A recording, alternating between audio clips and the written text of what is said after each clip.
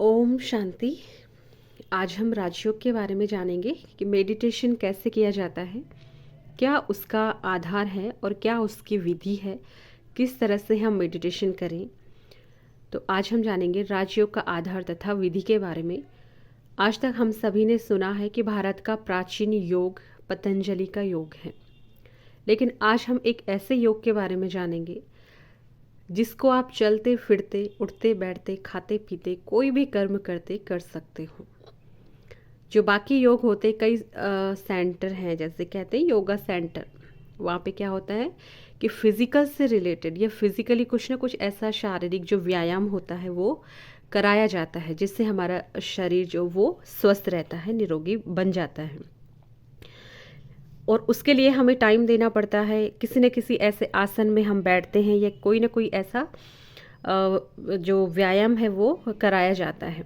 बहुत सारे आपने ऐसे भी देखे होंगे जो एक पैर पे खड़े होते हैं कि हम योग कर रहे हैं, साधना कर रहे हैं, है ना। जैसे हठ योग जबरदस्ती किसी एक आसन में खड़े होना या बैठे रहना, उसको मतलब शरीर को कष्ट देना। लेकिन आज हम ये जो हमारा राजयोग है, जिसको सहज योग भी कहते हैं, बहुत सहज है, जो बहुत सरल है, इजी है, उसको हम कैसे करें। इसके लिए ना तो हमें किसी स्पेशल आसन लगाना पड़ेगा और ना ही कोई ऐसा कहीं जाना पड़ेगा कि कोई योगा सेंटर या कहीं पे कि राजयोग का जो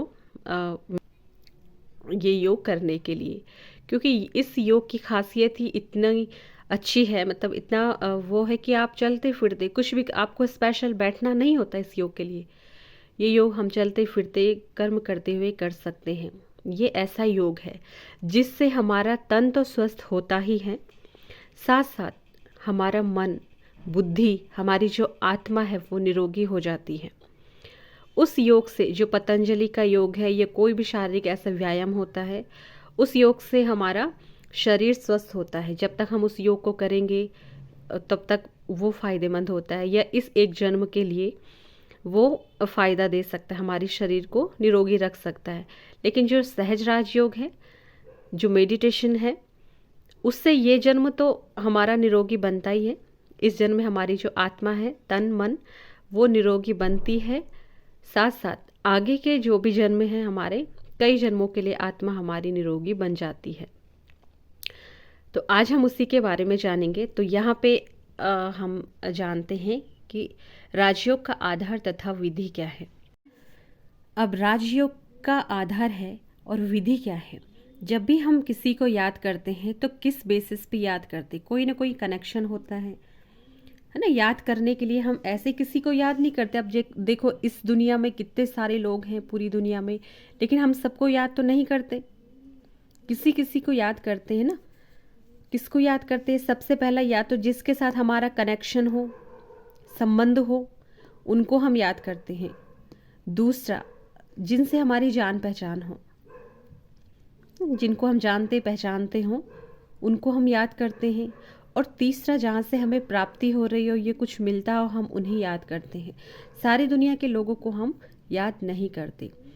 तो एक तो होगी पहचान, मतलब जान पहचान, जिनको हम जानते हैं।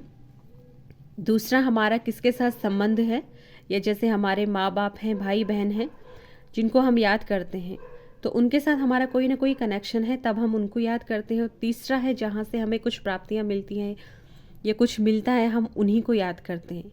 तो ऐसे ही जो राजयोग है वो है आत्मा और परमात्मा का मिलन, योग जिसको कहते हैं, जोड़ जिसको कहते हैं। तो जब हम अपने को आत्मा समझेंगे, आत्मा समझ करके परमात्मा को याद करना, तो उसके लिए भी तीनों चीज़ें चाहिए जो अभी हमने समझा। सबसे पहले तो पहचान होनी चाहिए कि मैं आत्मा हूँ, और आत्मा का संबंध सिर्फ और सिर्फ किसके साथ है? परमात्मा के साथ। मैं आत्मा, और ऐसे मेरा पिता परमात्मा है, पिता परमात्मा है। दूसरा है संबंध, पिता है मेरा आत्मा के नाते। आप और तीसरा है कि उससे क्या क्या हमें प्राप्तियाँ होती हैं जब हम भगवान को याद करते हैं या परमात्मा को याद करते हैं। तो आत्मा को कौन कौन सी शक्तियाँ मिलती हैं, कितनी शक्तियाँ मिलती हैं, वो सारी प्राप्तियाँ हमें याद होंगी, तो हम परमात्मा को, या हमारा जो योग है, जो याद है, वो सहज हो जाएगा। जैसे शरीर है, जैसे बच्चा है, उसका संबंध किसके साथ है? जो उसके पिताजी हैं, जो लौकिक, जो उसका शरीरधारी पिता है। बच्चा समझेंगे तो पिता याद आएगा। अपने को हम आत्मा समझेंगे तो आत्मा का संबंध सिर्फ एक पिता से ही है।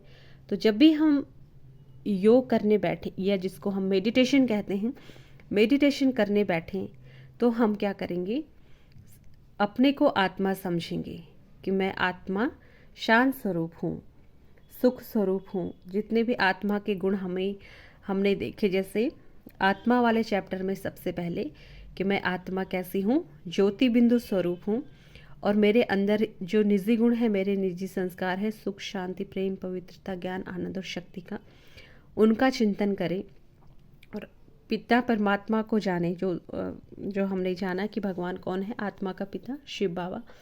तो आत्मा समझ के फिर हम शिव बाबा को याद करेंगे, तो उनके साथ हमारा कनेक्शन जुट जाएगा। जब हम अपने को आत्मा समझेंगे, जब हम अपने को शरीरधारी समझेंगे, तो हमें शरीरधारी ही याद आएंगे। तो हम अपने को आत्मा समझ करके अपने पिता परमात्मा को याद करेंगे। इसे ही सहज राजयोग कहा जाता है। और ये हम कहीं भी चलते फिरते कर्म करते इस योग को कर सकते हैं। इसमें ना तो हमें कोई स्पेशल आसन लगाने की ज़रूरत पड़ती है और ना ही कोई फिजिकल एक्सरसाइज करने की ज़रूरत पड़ती है। ये किसी ऐसे पोस्चर में बैठना कि तभी भगवान को, नहीं।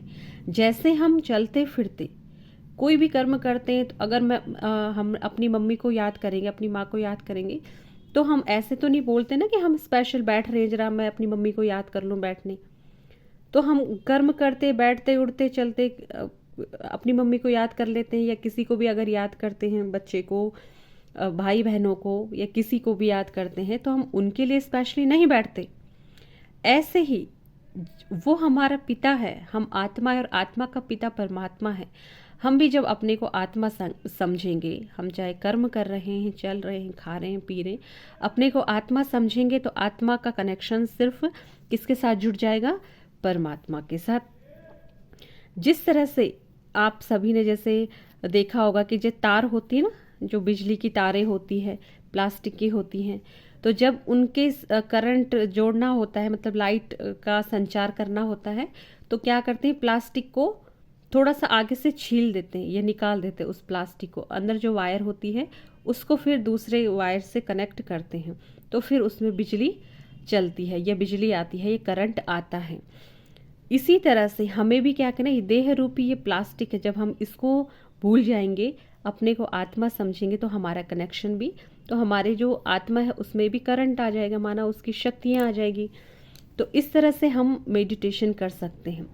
तो ये हम चलते फिरते कर्म करते हर टाइम कर सकते हैं। तो इसलिए इसे सहज राजयोग कहा जाता है। ये कोई बहुत कठिन योग नहीं है, बहुत सहज है, मन का योग है। अब योग करने के लिए हमें क्या करना है, जैसे ये चित्र में दिखा रखा है कि जब भी हम कि देह सहित देह के सर्व संबंधों को भूल आत्मा स्वरूप में स्थित होकर बुद्धि में ज्योति बिंदु परमात्मा शिव की स्नेह युक्त स्मृति रखना ही वास्तविक योग है। सिर्फ याद रखनी है परमात्मा की, क्या समझ के कि मैं आत्मा हूँ और मेरा आत्मा का जो कनेक्शन है वो शिव बाबा से है, तो वो योग हो गया। उसके लिए बैठना नहीं है, चलते फिरते कर्म करते बस अपने को आत्मा समझना है और पिता परमात्मा को याद करना है। तो जब भी हम याद करने बैठेंगे, अपनी मन बुद्धि को बिल्कुल एकाग्र करना है, इन चीज़ों से हटाना है जो विकार दिखा रखे हैं ना, काम, क्रोध, लोभ, मोह, अहंकार, गुरु, ये माला जपना जैसे दिखाते हैं, तो ये सब चीज़ों से हटा करके अपनी मन बुद्धि को एकाग्र करके हम परम पिता परमात्मा में लगा सकते हैं, और उनकी जितनी भी शक्तियां हैं वो हमें प्राप्त होती हैं। और कितनी शक्तियां हमें इस योग से मिलती हैं, क्या क्या हमें प्राप्तियां होती हैं, उसके बारे में हम नेक्स्ट चैप्टर में देखेंगे कि राजयोग से जो अष्ट शक्तियां प्राप्त होती हैं, कौन कौन सी वो 8 शक्तियां हैं जो हमें इस सहज राजयोग से, ये सहज मेडिटेशन से मिलती हैं। तो उनको हम जानेंगे नेक्स्ट चैप्टर में। अगर वीडियो पसंद आए तो चैनल को ज़रूर सब्सक्राइब करें, लाइक शेयर करें। Thank you so much. ओम शांति।